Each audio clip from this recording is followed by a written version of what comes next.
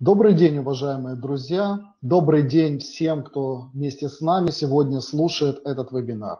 Меня зовут Мартынчук Александр, я являюсь членом научно-консультационного совета компании Herbalife.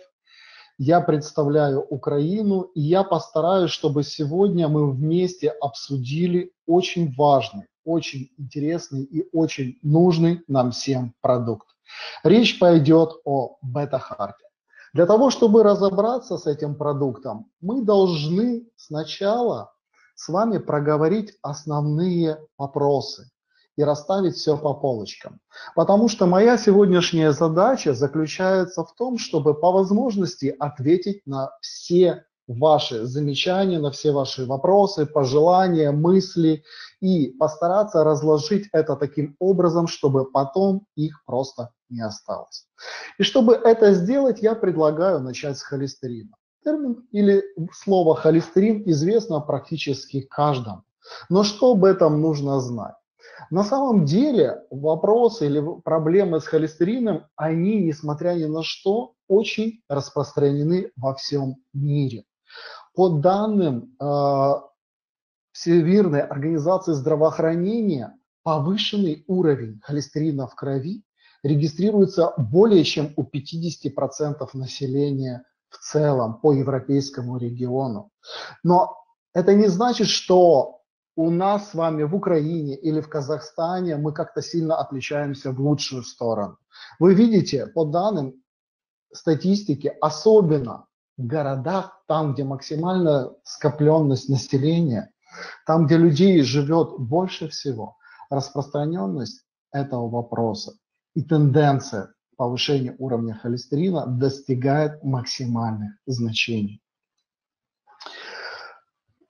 И сегодня весь медицинский мир абсолютно однозначно пришел к мнению, уже давно пришел к мнению о том, что холестерин в избыточном количестве – это плохо.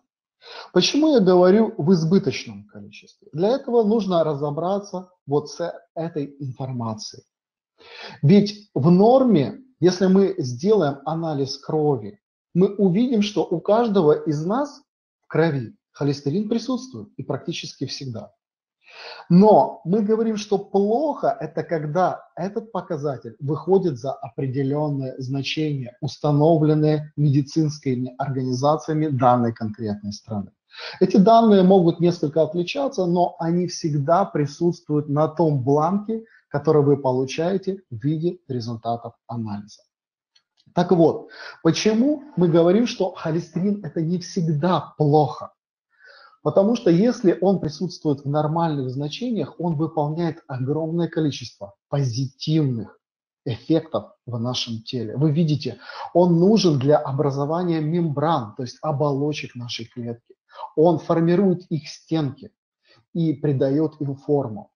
Он способствует выработке витамина D, очень важного для нашей иммунной системы. Это витамин, который по эффективности сродни гормонам, и его эффекты очень сложно переоценить.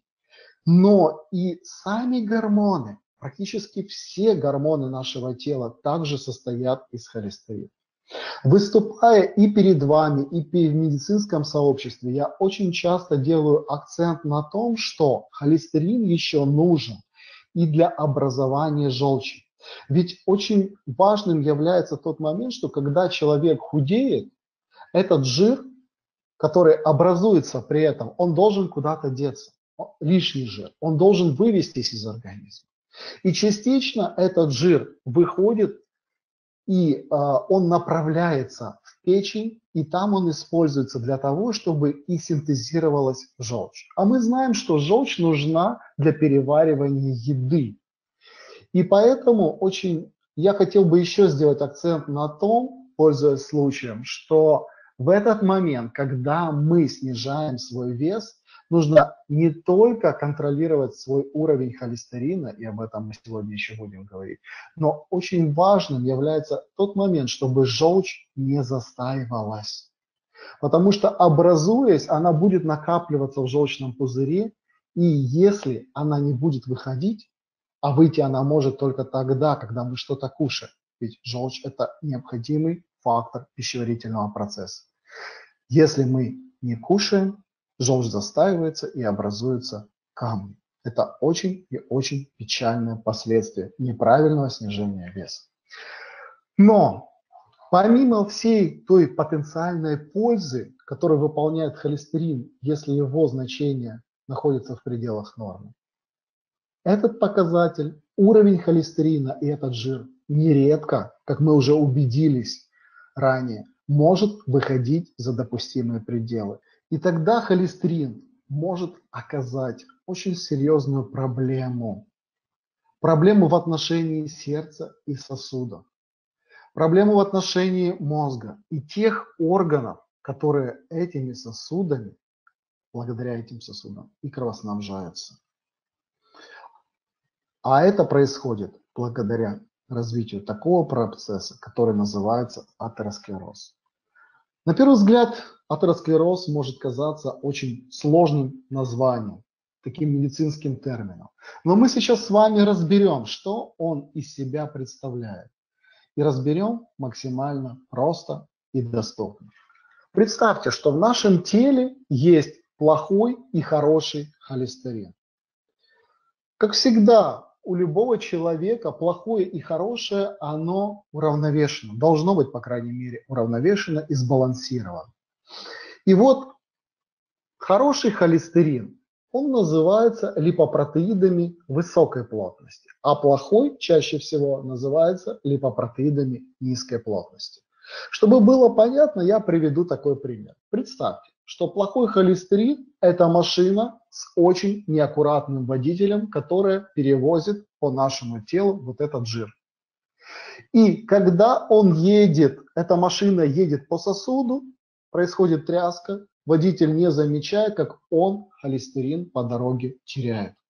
И тогда он накапливается на этой дороге, он слипается, он скапливается, он проникает под стенку сосуда, и появляется бугорок, появляется бляшка. И по такой дороге ехать становится сложнее. Крови становится гораздо сложнее проникнуть через такой затор на этой дороге. Что же такое хороший холестерин? Хороший холестерин – это как машина, на которой много свободного места и на которой есть еще своеобразный дворник. Она выметает вот этот плохой холестерин, забирает к себе и вывозит из организма, сначала отвозя его в печень, а в печени уже этот холестерин используется чаще всего для образования желчи, о которой мы говорили. Таким образом происходит своеобразное очищение. И хороший холестерин, он препятствует образованию вот этих бляшек, он препятствует тем проблемам, которые мы и называем атеросклероз.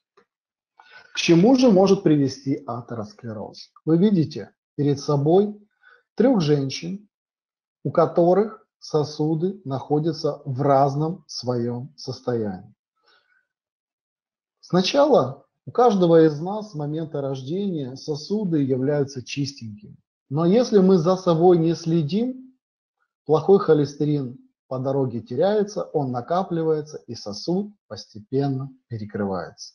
Иногда это происходит в меньшем количестве, иногда в большем, если мы совсем уже за собой не следим.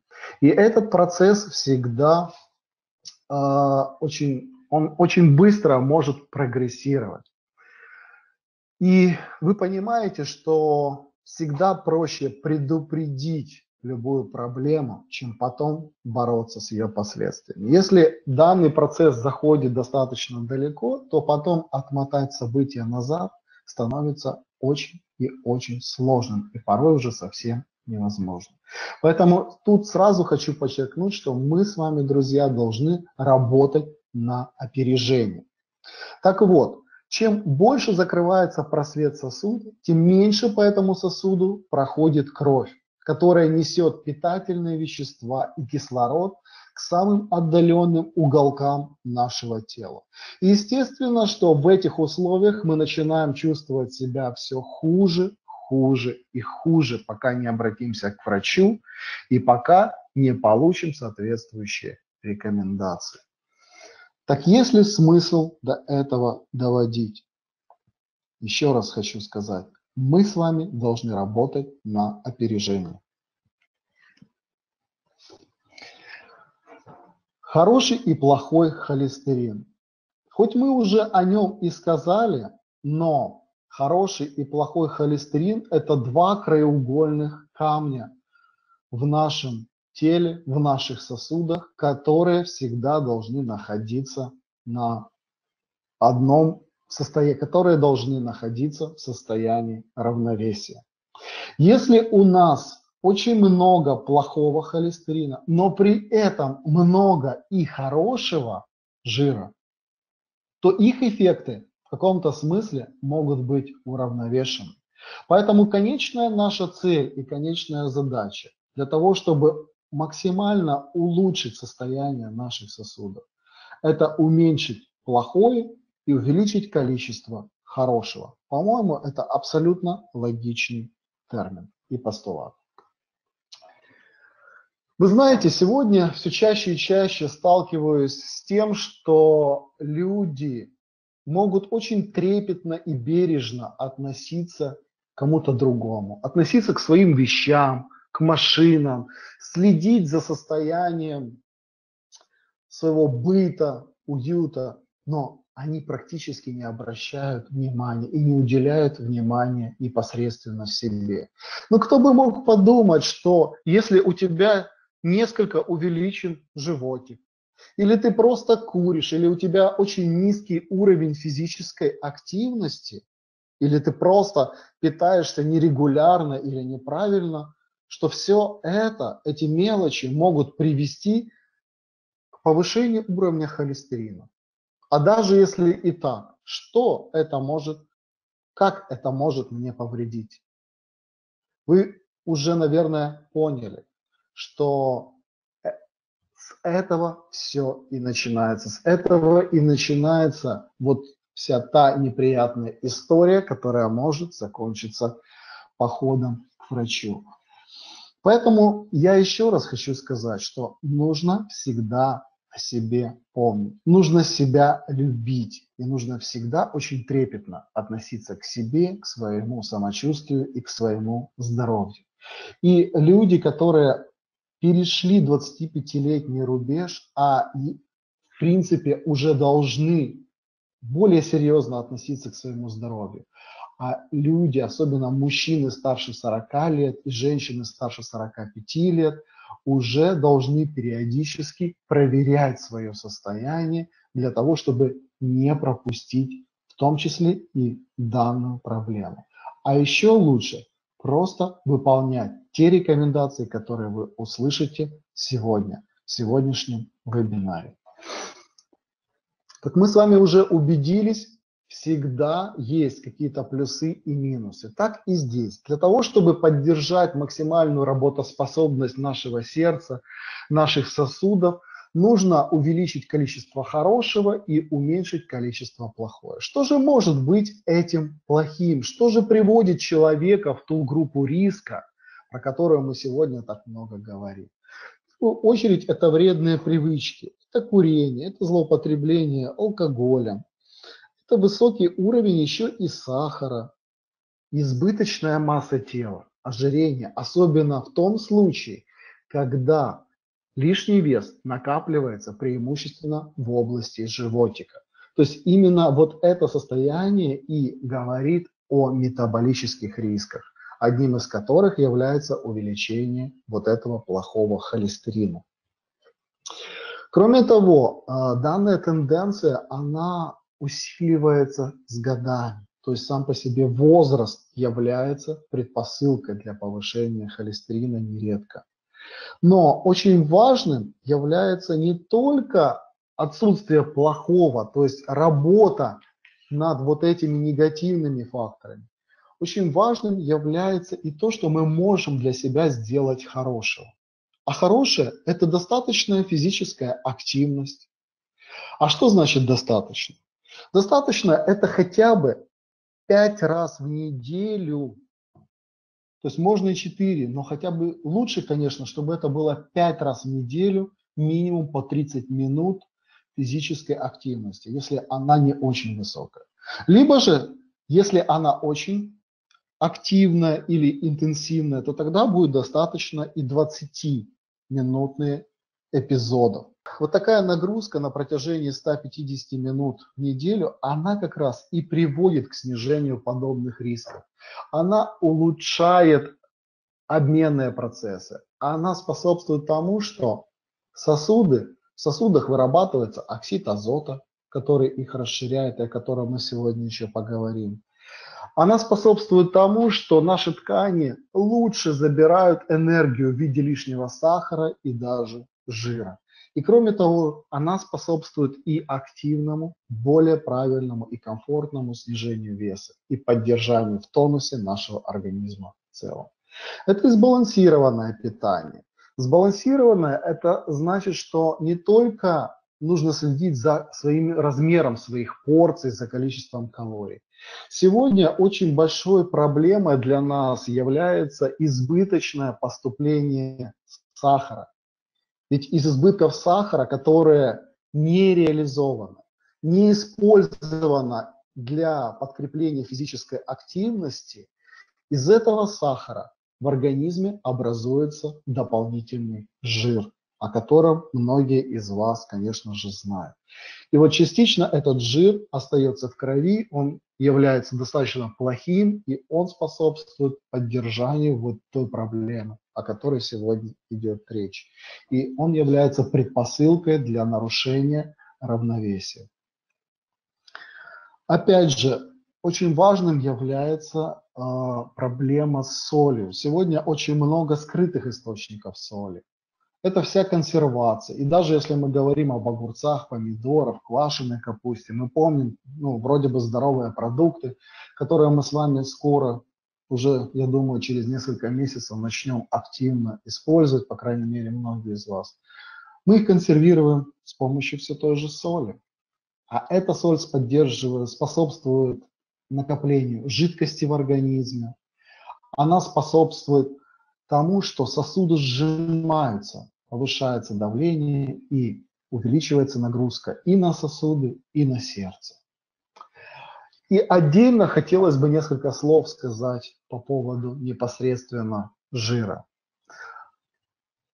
Дорогие мои, я очень хочу, чтобы вы запомнили несколько цифр.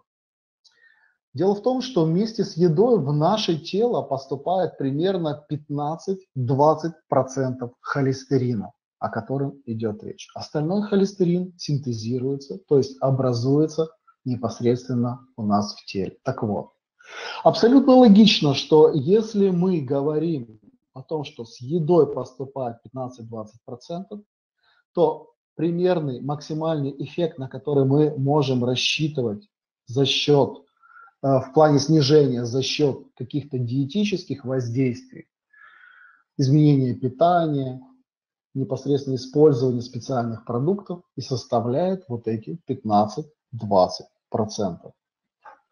Самым опасным для нас является трансжир. Этот термин я тоже хочу, чтобы вы запомнили. Что он собой представляет? Трансжир – это жир, который изначально был растительного происхождения. Он был жидким. И по каким-то причинам, в силу кулинарных особенностей приготовления того или иного блюда, готовой продукции, надо было сделать твердым. И для этого данный жир прошел процессы физико-химических превращений, то есть обработки. Его сделали твердым. Но поменялись не только его физические свойства, он стал по-настоящему опасным для нашего тела. И сегодня такой жир присутствует практически во всех готовых кулинарных изделиях, во всей готовой продукции. Его содержат в большом количестве мороженое, маргарины и ряд других готовых продуктов, которые абсолютно широко доступны сегодня во всех магазинах. Поэтому в плане оздоровления питания я еще раз вас призываю максимально питаться тем, что вы готовите сами.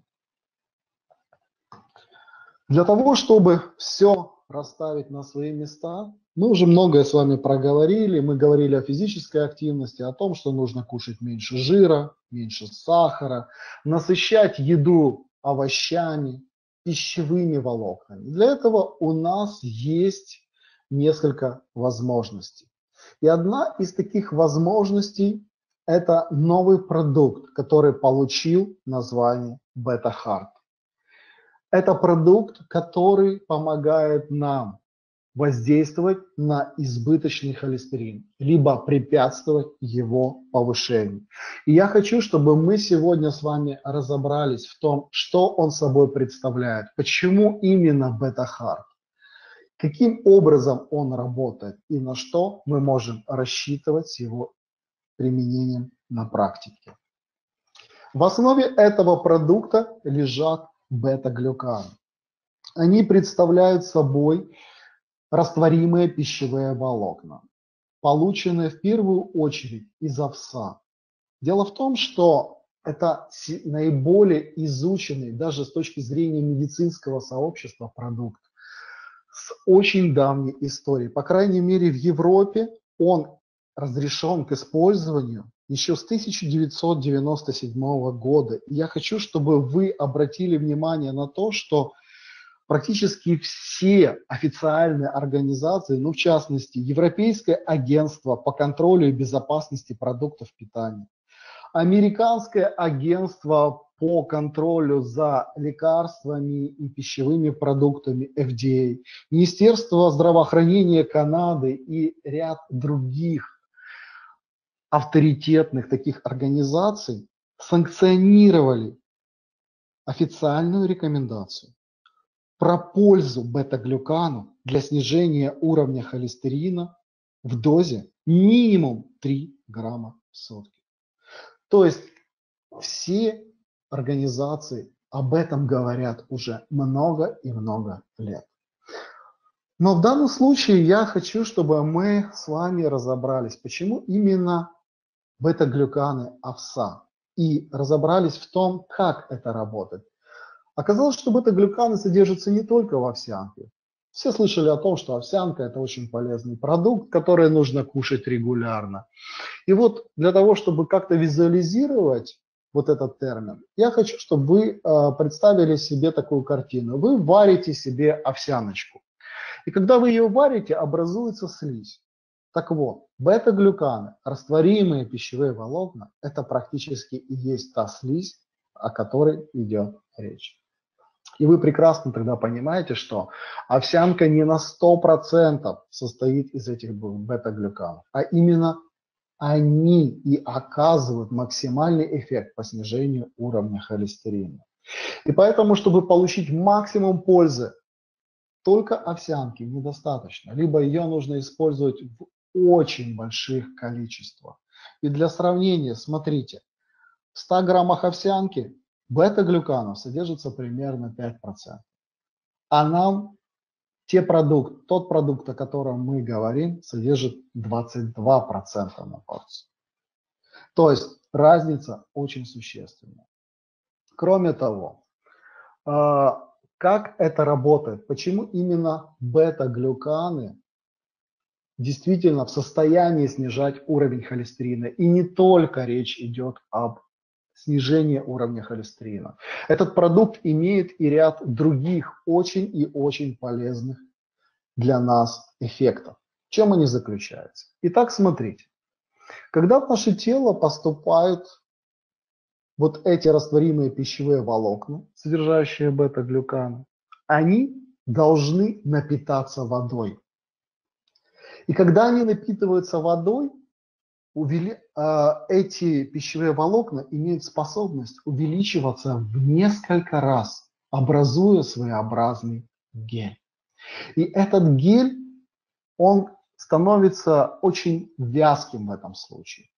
И в этот вязкий гель, давайте назовем это еще кисель, да, в этом киселе может вязнуть молекулы холестерина. И тогда они просто не в состоянии уже усвоиться, всосаться, попасть в наше тело. И они остаются на уровне пищеварительной системы и потом вместе с отходами выходят из нашего тела наружу. С другой стороны, вы помните, что холестерин – это не просто какое-то абстрактное слово. Холестерин – это жир. А ведь именно жир – это самая калорийная субстанция. 1 грамм жира – это 9 килокалорий. А соответственно, если этот жир, этот холестерин не всасывается, он выводится из организма, значит, мы и недополучаем достаточно много энергии, тем самым способствуя более эффективному снижению массы тела, если в этом есть необходимость. Есть еще несколько полезных моментов. Они заключаются в том, что бета-глюканы выступают своего рода в качестве пребиотика. Что такое пребиотик? Это субстанция или компонент продуктов, который служит питательной средой для наших полезных микроорганизмов, о которых мы очень часто и очень много говорим в последнее время, ведь именно они также способствуют эффективности метаболических процессов, поддерживают иммунную систему, поддерживают здоровье нашей пищеварительной системы и выполняют массу других эффектов. Но еще есть плюс. Оказалось, что когда эти микробы, эти микроорганизмы кушают бета-глюканы, в результате образуются другие составляющие, которые называются короткоцепочечные жирные кислоты. Так вот, это практически батарейка, это практически чистая энергия для клеток нашей пищеварительной системы, нашего кишечника. Таким образом, результатом использования микробами в качестве еды бета-глюканов является образование питательной среды еще и для клеток нашего кишечника. И наше самочувствие в результате становится еще лучше. Таким образом, это все было доказано, вы видите, в более чем 55 самых незаангажированных, самых авторитетных научных исследований, которые и пришли к соответствующим выводам. И для того, чтобы получить максимальный эффект от данного продукта, был создан не просто набор бета-глюканов, был создан продукт под названием BetaHart, в основу которого и вошла зарегистрированная добавка OatWell, которая и является квинтэссенцией этих бета-глюканов. Но видите, еще полезным является то, что он не содержит сахар, да, и то, что этот продукт достаточно низкокалориен. И он может использоваться в самых разных ситуациях и в самых разных рационах. Вы помните о том, что максимальную пользу данный продукт окажет, если он натянет на себя водичку, влагу. И поэтому, конечно же, максимальный эффект мы получим, если мы его смешаем с какой-то жидкостью. Этой жидкостью может быть чистая водичка, это может быть сок, и это может быть формула-1.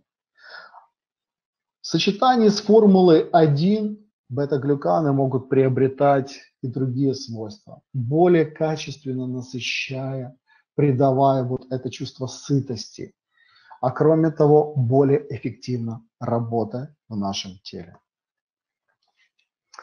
Но мы с вами должны еще помнить о том, что бета-глюканы, они работают в плане эффекта на нашу сердечно-сосудистую систему через холестерин. То есть убирая плохой жир, снижая его количество в крови. Но для того, чтобы получить максимум эффекта, однозначно нужно комплексное воздействие на наш организм. И оно заключается в том, чтобы убрать не только плохое, снизить концентрацию холестерина благодаря бета-харту, благодаря его эффектам, его свойствам. Мы можем насытить наш организм полезным жиром за счет использования и применения Herbalife Line Max, который и содержит омега-3, то есть квинтэссенцию полезных жиров. А в дополнение к этому всему, использование Nightworks приведет к расширению сосудов, приведет к повышению их эластичности и к тому, что все эти полезные эффекты и все полезные компоненты попадут в самые отдаленные уголки нашего тела, и мы получим максимум пользы от наших продуктов. Я благодарю вас за внимание. Я надеюсь, что наши встречи, наши вебинары принесут вам пользу и дадут вам новый виток для вашей работы и новых успехов. Спасибо.